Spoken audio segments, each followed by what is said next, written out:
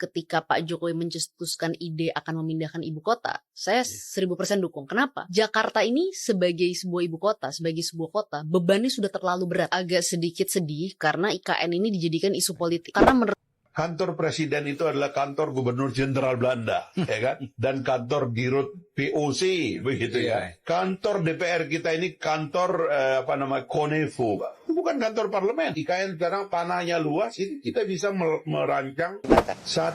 Sehingga dengan demikian tadi telah diputuskan untuk tahap awal akan ada afirmasi 5% untuk putra-putri Kalimantan terbaik menjadi bagian dari 40.000 formasi ASN yang akan dibuka di Juli Agustus nanti.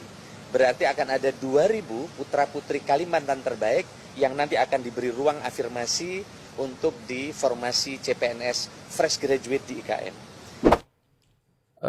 Bayangan orang yang sebagian dulu nggak mau pindah, saya justru menemukan surat yang minta kepada saya sebagai Menpan RB, ada ASN, dokter yang tidak masuk dalam skema perpindahan ke IKN, malah dia minta dipindah ke IKN.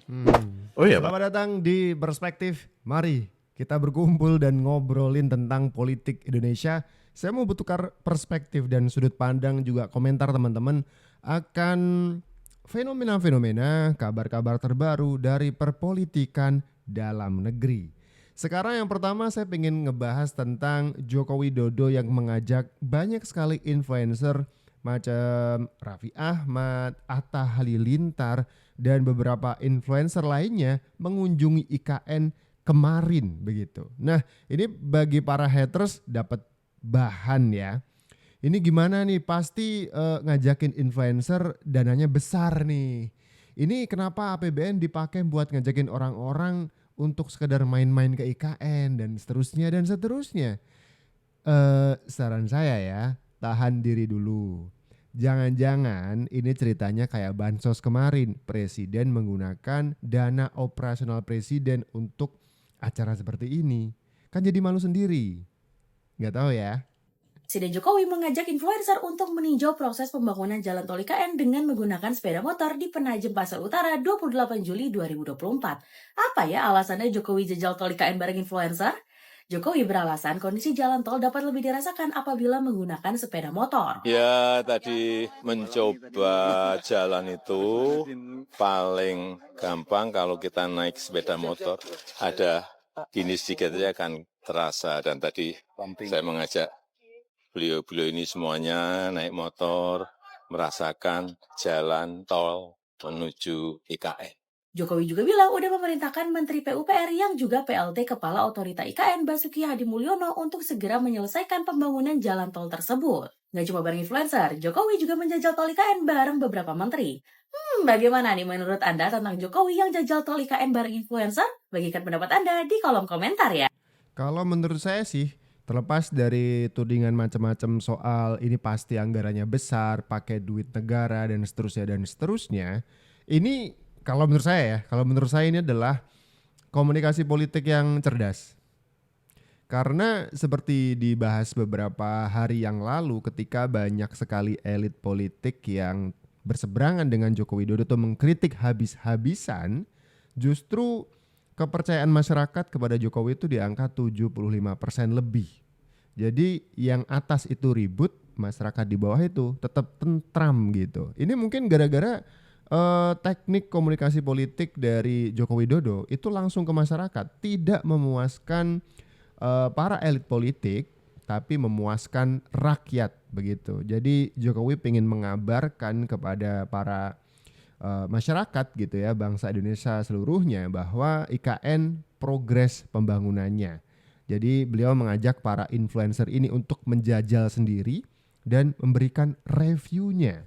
Yang diharapkan para followers dari influencer ini jadi tahu gimana sebenarnya kondisi jalan tol, infrastruktur menuju ke IKN, dan bahkan menjajal bermalam di IKN itu sendiri. ketika Pak Jokowi mencetuskan ide akan memindahkan ibu kota, saya 1000% dukung. Kenapa? Jakarta ini sebagai sebuah ibu kota, sebagai sebuah kota, bebannya sudah terlalu berat. Agak sedikit sedih karena IKN ini dijadikan isu politik. Karena menurut saya harusnya kita sepakati bersama. Saya berharap sih ini jangan dijadikan gorengan politik semata. Kenapa? Efeknya panjang. Jakarta itu kepadatannya 16.000 jiwa per kilometer. Kalau kita bandingkan dengan Singapura, itu kepadatannya 8.000 jiwa per kilometer. Kita tuh double dari Singapura gitu. Jakarta itu Bang, per hari 7.500 ton produksi sampahnya. Karena kan kita asumsinya gini Bang ya, kalau satu orang manusia Jakarta itu melakukan 2 aktivitas, yaitu konsumsi dan produksi, minimal satu orang manusia Jakarta ini menghasilkan 2 jenis sampah minimal. Bahkan sepanjang tahun 2022 itu 3 juta ton sampah yang diproduksi oleh Jakarta gitu. IKN ini adalah bentuk kota masa depan, bentuk peradaban kota-kota Indonesia, atau sebuah tempat yang harusnya nanti dilakukan oleh kota-kota di Indonesia. Nah ini ibaratnya begini nih, ada salah satu prototipe pembangunan untuk diikuti kemudian nanti ya untuk kota-kota yang lain, pembangunan yang layak direncanakan dari mulai nol sampai jadi begitu. Nah kenapa nggak nyoba kota lain, kenapa harus ibu kota langsung? Ya kenapa tidak? Setidaknya ide untuk memindahkan ibu kota itu sudah ada sejak zaman Soekarno. Jadi 2 pekerjaan sekaligus bisa dikerjakan nih, mewujudkan ide besar untuk punya ibu kota baru, sekaligus Indonesia mulai menata kota-kota besarnya. Jangan sampai ketika benar-benar besar jatuhnya kayak Jakarta gitu, carut marut, ya kan? Bahkan ada orang yang hidup di bantaran sungai, kemudian ada kisruh soal relokasi, penggusuran, ya kan? Kenapa tidak membangun semuanya dari awal itu benar-benar terencana gitu. Nah ketika IKN nanti jadi, itu akan bisa diduplikasi, dicoba untuk kota-kota lain, ditata sedemikian rupa gitu. Jadi sekali dayung, 2 pulau terlampaui kalau menurut saya. Kantor presiden itu adalah kantor gubernur jenderal Belanda, ya kan? Dan kantor dirut POC, begitu ya. Kantor DPR kita ini kantor Konefu, bukan kantor parlemen. IKN sekarang tanahnya luas, ini kita bisa merancang satu desain ya ibu kota yang penting bagi seluruh rakyat Indonesia untuk suatu hari dia datang ke ibunya dan menemukan inilah kita gitu. Menarik ya. Ini sebuah mega proyek sih. Saya ingin memberikan kabar gembira kepada teman-teman semua bahwa per 3 hari yang lalu air mulai mengalir ke IKN. Tidak hanya air bersih, tapi ini adalah potable water atau drinkable water, air yang aman untuk langsung dikonsumsi oleh masyarakat. Terima kasih kepada Pak Bas beserta seluruh jajaran. Prosesi penyatuan tanah dan air yang telah dibawa oleh para gubernur seluruh Indonesia yang diserahkan kepada Presiden Republik Indonesia dan akan dituangkan langsung ke dalam bejana Nusantara. Gubernur Jawa Timur, Bu Khofifah Indar Parawansa. Pada hari ini, Senin 14 Maret tahun 2022, kita hadir bersama-sama di sini dalam rangka sebuah cita-cita besar dan pekerjaan besar yang akan kita segera mulai, yaitu pembangunan ibu kota Nusantara. Ya ini memang pekerjaan besar. Ide besar itu hanya mampu dilaksanakan atau diwujudkan oleh orang besar juga, itu menurut saya sih. Karena ide besar ini bukan main-main gitu resikonya, ya kan? Sudah mulai dibangun saja, sudah ada orang bilang itu bakal mangkrak. Gimana nggak berat mentalnya, ya kan? Ada aja orang yang tidak setuju. Padahal ide ini sudah dari presiden pertama, Insinyur Soekarno, gitu. Dan baru Insinyur Joko Widodo yang berani mewujudkan ide besar ini, gitu.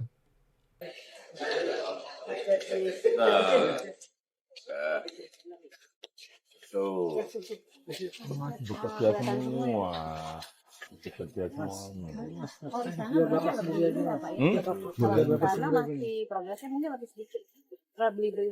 Ya banyak yang tinggal pembersihan sama finishing lagi. Tapi juga banyak kok. kerjanya kan masih banyak. Saya nggak bisa membawa ke tempat-tempat yang orang bekerja agar tidak tersandung kerja. Berarti kalau untuk 17 Agustus yang akan dipersiapkan lebih prioritas kantor Enggak, ya sini sama sama kita juga. Karena ribuan orang masih betul. Bukan pekerjaannya setahun 2 tahun, banyak berpikir kita ini ngejar-ngejar. Enggak, kita ini enggak ngejar-ngejar kerjaan itu sesuai dengan progres yang ada, Bu. Sesuai dengan rencana-rencana yang ada, tahapan 1 dengerin. apa, nanti tahapan 2 apa. Sudah sesuai dengan itu. Itu dengerin. Bahwa apa kita ingin 17-an di sini, saya kira Itu kalimat terakhir dari Pak Jokowi tadi. Kita telah bareng-bareng. Siapa yang ngejar-ngejar? Nggak ada. Sesuai dengan progres yang ada saja. Ketika Pak Jokowi mempunyai target berkantor di bulan kemarin, bulan Juni gitu ya. Dan kemudian Pak Jokowi ngensel, nggak jadi. Itu gagalnya berkantor Jokowi ini jadi gorengan banyak orang gitu. Waduh, tuh kan nggak lanjut IKN. Katanya kemarin mau ngantor Juni, kok nggak jadi. Gitu. Tapi Jokowi realistis saja. Ketika ditanya wartawan, airnya apa sudah siap, listriknya apa sudah ada. Jadi memang ini realistis. Ketika Ganjar menyebutkan apakah itu ditanya ya, Ganjar Pranowo itu ditanya sama wartawan, apakah Bapak setuju bahwa IKN akan menjadi hambalang kedua gitu, akan mangkrak. Ganjar bilang tidak. Karena IKN itu sudah ada undang-undangnya. Jadi siapapun yang memimpin, bahkan itu bukan Jokowi, tetap punya kewajiban untuk melanjutkan pembangunan IKN. Jadi IKN itu perlu dipimpin oleh 2 pemimpin atau 2 presiden lagi gitu. Kita baru bisa menikmati wujud asli IKN, nanti baru kelihatan gitu kan. Tapi ada satu komentar Ganjar, terlalu terburu-buru katanya. Tuh, kata Pak Jokowi sih nggak buru-buru, realistis saja, tidak terburu-buru. IKN yang mengangkat konsep kota cerdas dan lebih ramah lingkungan mulai menguji coba prototipe taksi terbang. Ini prototipe taksi terbang di Bandara Pranoto Samarinda. Uji coba rute 3 kota Nusantara, Balikpapan, dan Samarinda dijadwalkan akan dilakukan dalam waktu dekat.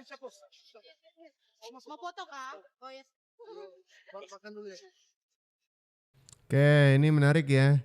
Taksi terbang nih.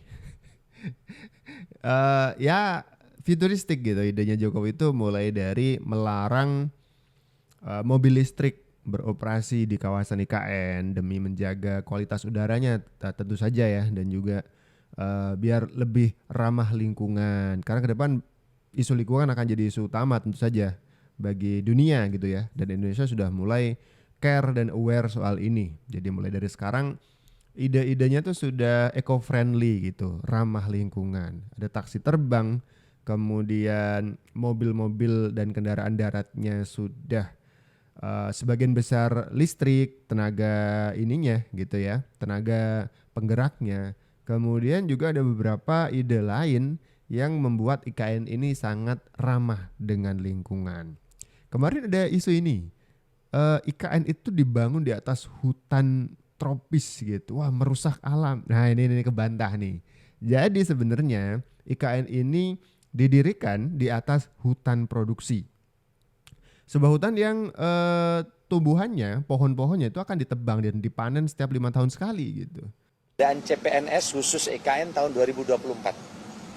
Kami ingin sampaikan kepada teman-teman bahwa sampai saat ini sudah ada formasi 130.341 di instansi pemerintah pusat.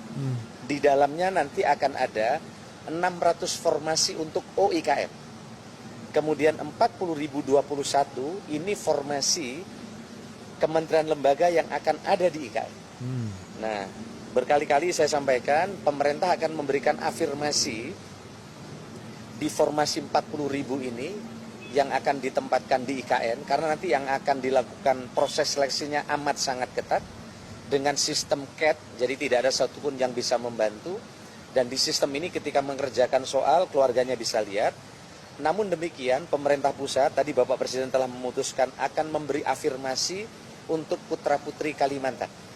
Sehingga dengan demikian, tadi telah diputuskan Untuk tahap awal akan ada afirmasi 5% untuk putra-putri Kalimantan terbaik menjadi bagian dari 40.000 formasi ASN yang akan dibuka di Juli Agustus nanti. Berarti akan ada 2.000 putra-putri Kalimantan terbaik yang nanti akan diberi ruang afirmasi untuk di formasi CPNS fresh graduate di IKN. Tuh, ini sekaligus membantah tuduhan bahwa IKN akan membebani negara. Secara penggunaan APBN tentu saja akan menggunakan APBN. Investor tetap akan diusahakan. Ada optimisme dari bagian investasi yang ditugaskan oleh Jokowi untuk mencari investasi ya, baik dari dalam maupun luar negeri.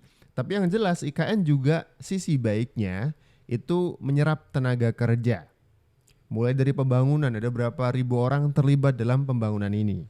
Dan ketika jadi nanti dan akan ada aktivitas-aktivitas negara di sana, lembaga-lembaga negara, akan ada pembukaan formasi ASN. Itu bagi bangsa ini jadi hal baik gitu ya, kabar baik karena bisa mengurangi pengangguran juga nih.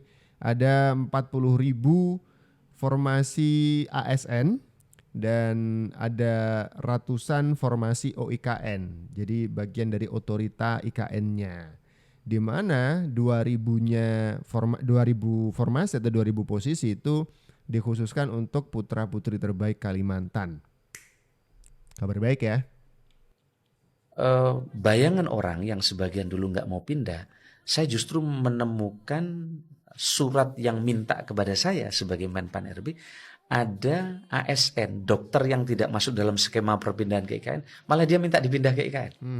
Oh iya Pak? Iya, dan surat itu langsung saya teruskan ke Menkes. Bahkan ada PNS ya yang tidak masuk skenario perpindahan, dia menyatakan dia punya kemampuan digital, dia pengen pindah ke IKN. Ada kompensasi nggak buat mereka Pak? Nah, misalnya ketika mereka pindah ke sana, mereka jadi eselon 2 atau menjadi apa gitu. Jadi gini, ini kita sedang siapkan, kami sedang menyiapkan 4 opsi yang akan dibawa ke ratas kepada Bapak Presiden yang disebut dengan tunjangan pionir. Tunjangan pionir. Tapi yang pasti yang di awal akan pindah ini, mereka akan mendapatkan apartemen hunian. Oke. Dia tidak perlu berpikir lagi untuk cari perumahan. Dan apartemen hunian ini cukup luas. Yang pertama pindah ini luasnya 98 meter persegi. Dan view-nya sangat bagus. Kami udah lihat di sana, topping off belum lama. 1 unit untuk 1 keluarga? Nah, 1 unit itu 1 keluarga untuk sementara eselon 1. Eselon 1. Bagi mereka yang eselon di bawah eselon 2 nanti bisa sharing dulu sambil menunggu apartemen yang baru selesai. Oke. Dan mereka ke kantor juga berdekatan, tidak terlalu jauh, dan sistem transportasinya juga menggunakan sistem yang hemat energi, yang tidak polutif. Nah, yang kedua kita sedang siapkan tunjangan pionir. Bagi yang pertama kali pindah, mereka akan mendapatkan tunjangan. Nah, tunjangannya nilainya berapa, eselon 1, eselon 2 dan seterusnya. Kita sedang menunggu keputusan bersama Bapak Presiden lewat ratas nanti. Oke, itu dia. Jadi bagi para ASN yang kemudian mendapatkan jadwal pindah ke IKN, jangan khawatir, ada tunjangan pionir namanya. Tunjangan bagi para ASN yang pindah pertama kali ke IKN gitu. Gimana? Makin semangat kan? Makin semangat dong harusnya. Oke, segini dulu video kali ini. Buat teman-teman yang punya perspektif, kasih komentar kalian di kolom komentar di bawah. Saya Abdul, salam.